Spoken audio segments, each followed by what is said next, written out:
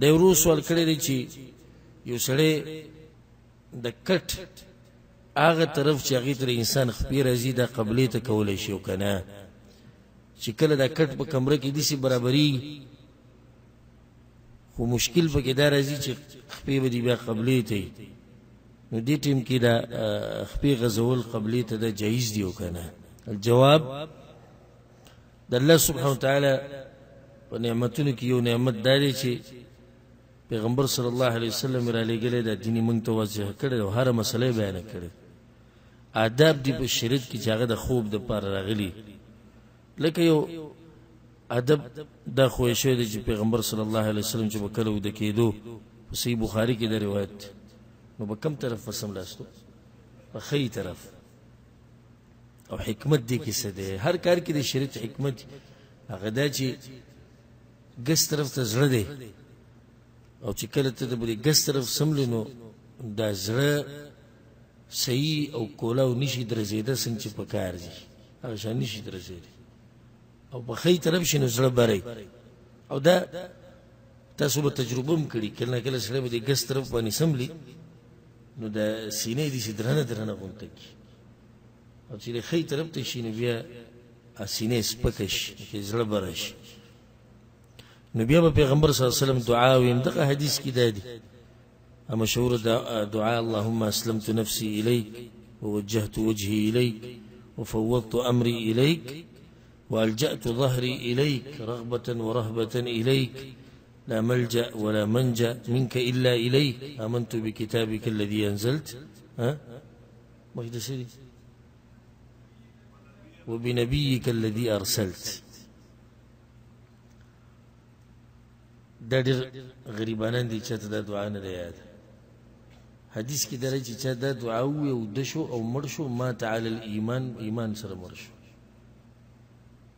آداب دي د خوب دغه شان لکه حدیثونه دا ثابت دي چې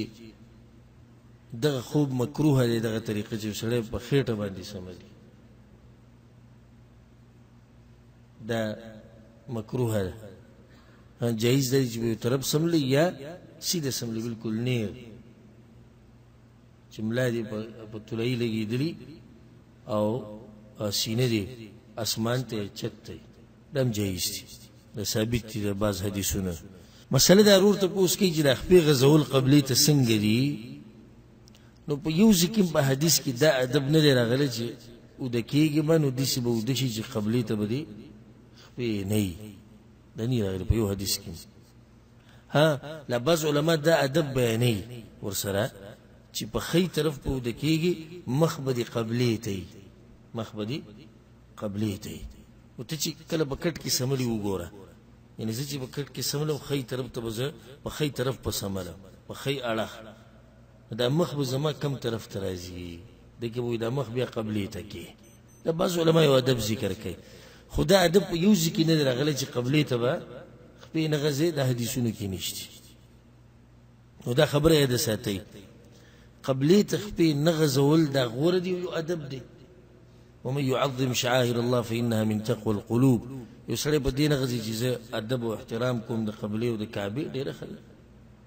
خو که چا وغځوله خپه قبلې ته یا یې کټ داسې طرف ته واچوي چې خپې قبلې ته راځي نو دی ګناهګارېږي نه وجه دا دی چې د یو مسلمان د ګناهګارولو دپاره دلیل پکار دی څه معمولي خبره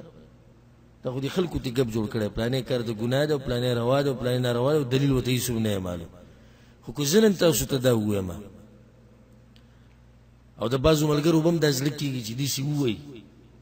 چې قبلې ته خپې کول دا څه دي ناروا دي او موږ هم اورېدلي دي او قبلې ته به سړی څنګه مخ کوي